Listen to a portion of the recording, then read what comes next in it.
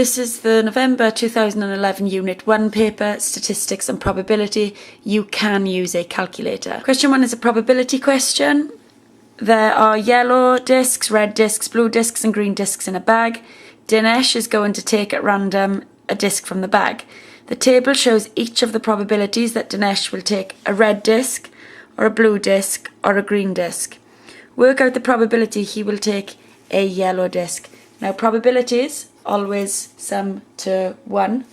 So what I need to do is take that 0.40, take the 0.25, take the 0.15, add them together. It is a calculator paper, remember. That will give you 0.8. And then I can do 1, take away that 0.8, leaves me with 0.2. And that's my final answer. So for this, you get 1 mark for showing that you know to add all the probabilities together, and the second mark for the answer. You also get a mark if you've shown 1 take away 0.8, because that indicates that you have added the other probabilities up. The second part, Dinesh takes at random a disc from the bag. He writes down the colour of the disc, he puts the disc back into the bag. He will do this 60 times. Work out an estimate for the number of times he takes a red disc from the bag. So I'm looking for the probability of red, which is 0.4.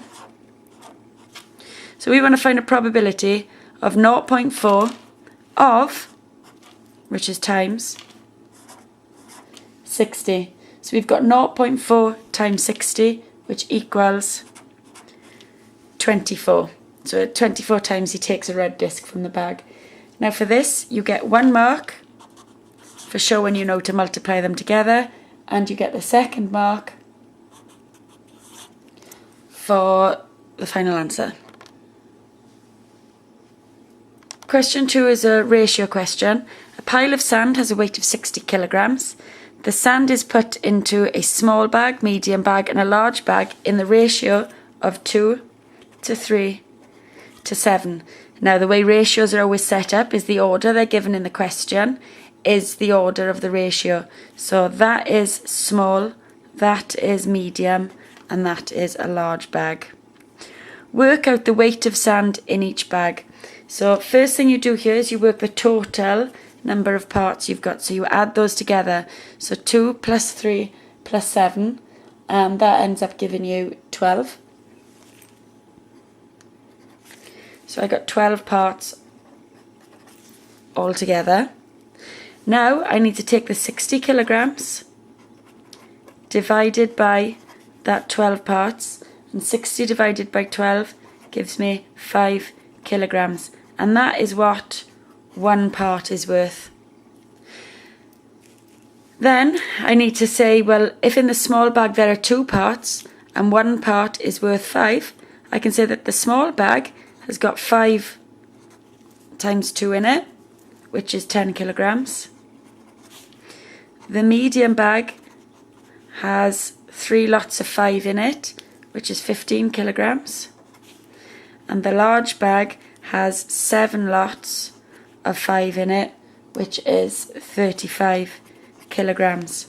So that's 10 small, 15 medium, 35 large.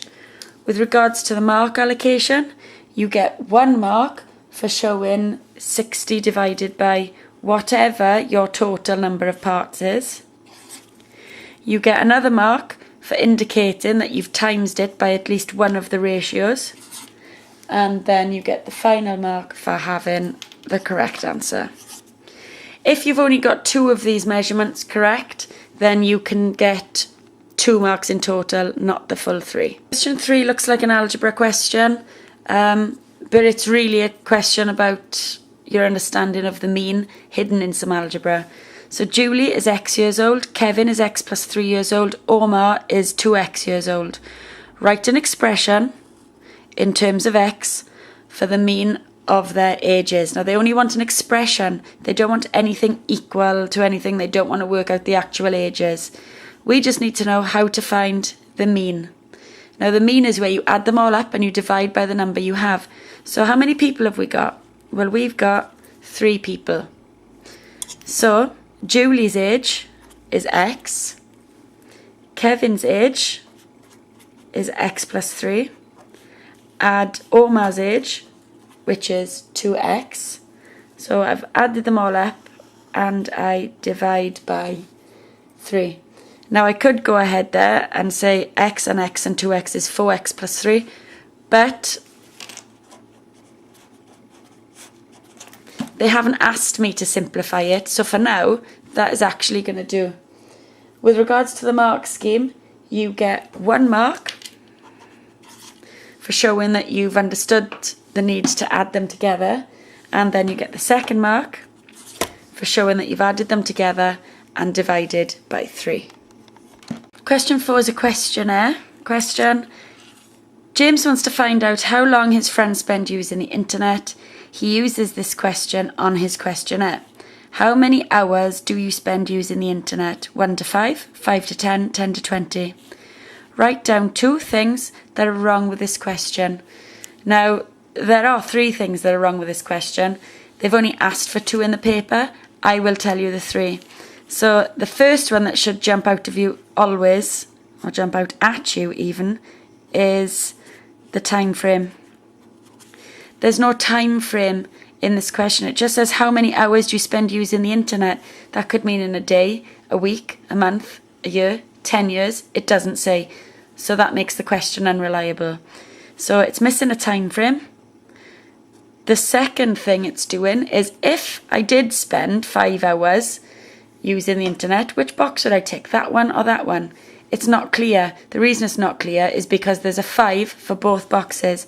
So this is called overlapping boxes. Now the third aspect is less obvious, and it's the fact that the boxes are not exhaustive.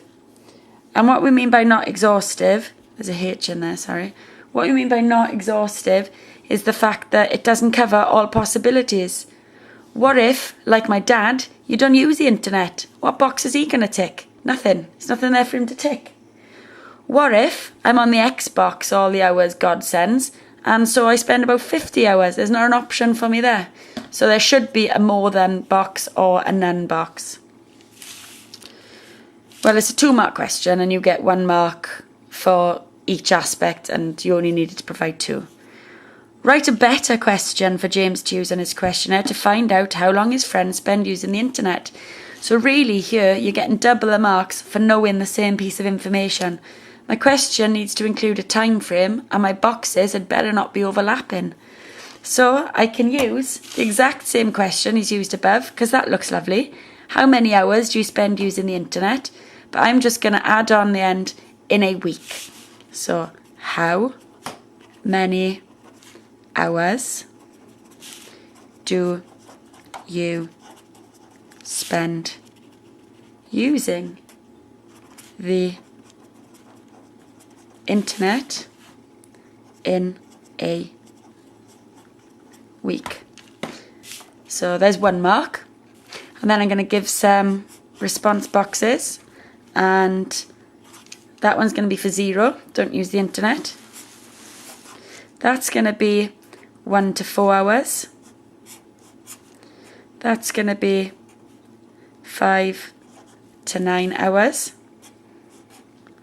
And that's going to be 10 hours plus. So they're not overlapping, and it's very clear which box you can tick. So that's a 2-mark question. You get 1 mark for mentioning the time frame, 1 mark for getting the response boxes correct. Question 5 is a scattergraph question. Scattergraph shows information about 8 people. It shows each person's height and the circumference of their head. Height, circumference of head. And if you look at the scales, that goes up every 10 squares. It goes up by 10 centimetres. So that's nice. It means each little square is 1. And the same up the side. Each little square is 1. So this is a nice, easy scattergraph for us. The table gives the information for 2 other people. This person with a height of 180 and a circumference of 72, and this person with a height of 170 and a circumference of 65. On the scattergraph, plot the information from the table. So I've got 180 and up 72, So there's 180 to, oh, I'm stuck, to 72. And then 170 to 65. 170 is there, up to 65, which is there. Then part B says describe the correlation. Well, it's uphill, so it is positive correlation. Positive correlation. Draw the line of best fit on your scatter graph. So my line of best fit is a line that goes through the middle of the points. It doesn't have to be perfect, but it has to be pretty accurate. So I'm going to do my line of best fit.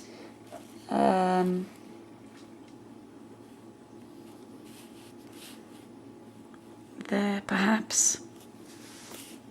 So there's my line of best fit.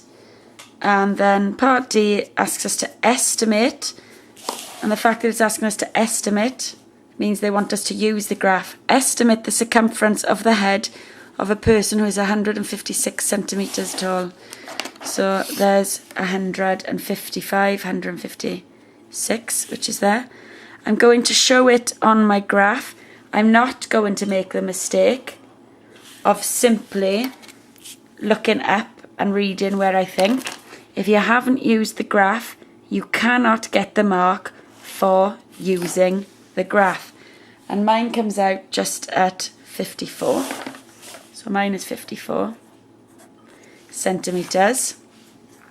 However, the mark scheme will allow you anywhere from 52 up to 60.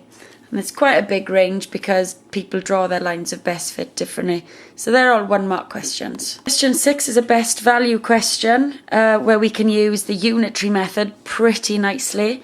So dishwasher tablets are sold in 2 sizes of box, small boxes and large boxes. A small box contains 15 tablets and costs £3.95. A large box has 22 tablets and costs £6.15. Which size of box gives the better value for money? You must show all your work in. So it's asking you which box. So at the end you need to make sure you make your conclusion. Now in order to do unitary method, it's all about finding out what 1 unit is worth. So here, because they're asking for a comparison, I'm going to be comparing small and large boxes. So in a small box, I get 15 tabs for £3.95. And in a large box, I get 22 tabs, and that costs me £6.15. Now, in order to find out how much 1 tablet costs me in the small box, I need to take my £3.95 divided by the 15 tablets that are in the box. It's a calculator paper, and 3.95 divided by 15 is 0.263. Now, you might be thinking, 0.263, don't be ridiculous, that's not money. Well, remember, we're working in pence here, so what that actually is 26 pence. Okay, so it's 26 pence for 1 tablet in the small box. In the large box, 1 tablet is £6.15 divided by 22. And 6.15 divided by 22 is 0.279. And again, remember, it's money. So the 9 would round my 7 up to an 8, and that would be 28 pence. So a small box is 26 pence for 1 tablet, and a large box is 28 pence for 1 tablet. Based on that, I can write my conclusion, and I can say that the small box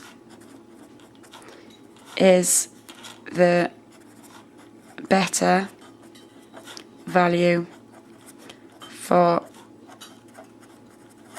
money. And with regards to marks for this, it's pretty generous. You get 1 mark for showing you can work out the cost of 1 tablet of the small. You get another mark for showing that you can work out the cost of 1 tablet in the large. So really you're getting 2 marks there for only knowing how to do one thing. you get the answer mark for indicating that that is the price that's the lowest and reaching two comparable prices. And then you get the fourth mark, which is a communication mark, and that is for very clearly answering their question. Now part B is a minimum and maximum upper and lower bounds question. The weight of a large box is 357 grams to the nearest gram. What is the minimum possible weight for the box? What is the maximum?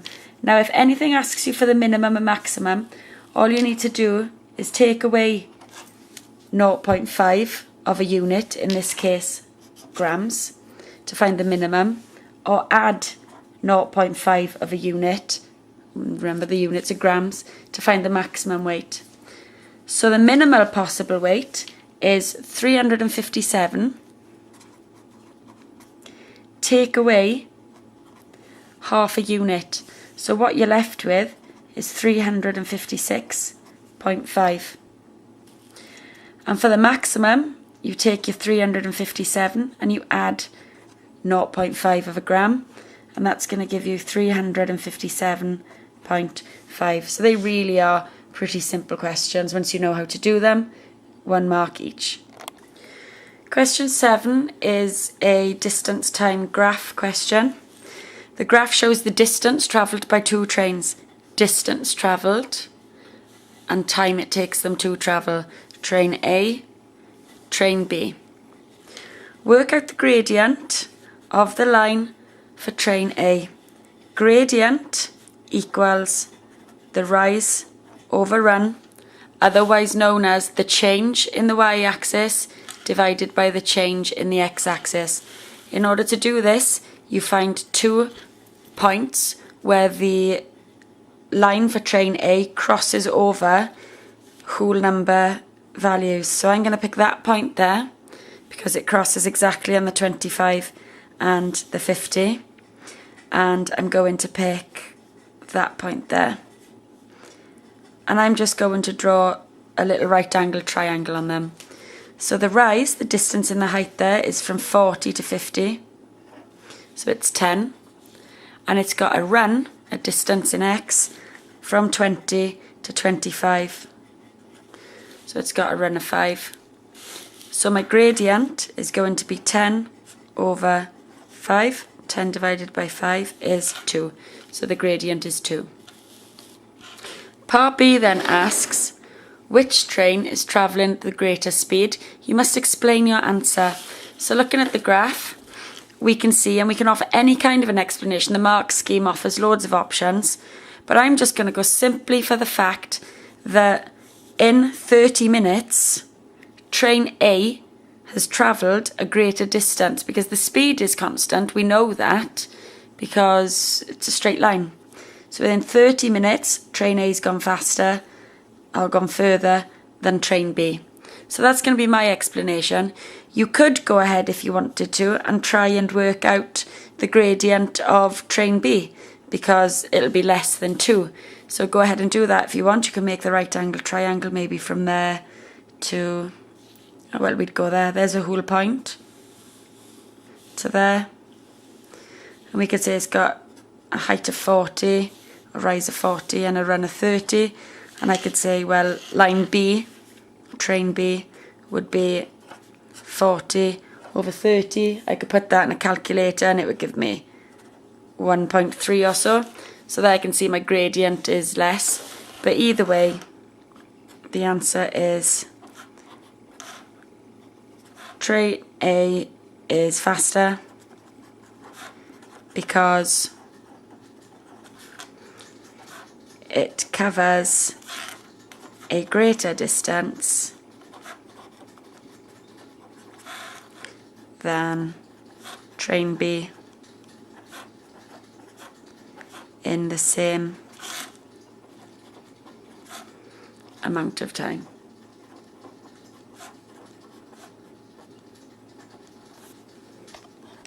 Part C asks, after how many minutes has train A gone 10 miles further than train B? So I'm going to look at my graph and I'm going to look at the difference this time between train A and B. So here they're both at a distance of 0. Here it's small but not quite 10. At this point, train A has travelled 10 miles and train B has travelled what looks like 6 miles. So no, that's a difference of 4. Here, no. Here, well, train A has travelled 20 miles and train B has travelled more than 10, so that's no good. Here, no. Here, train A has travelled 30 miles and train B has travelled 20 miles, so jackpot. That's where my distance is 10. So I can say that happened at 15 minutes. So after how many minutes? 15 minutes. And that's 1 mark.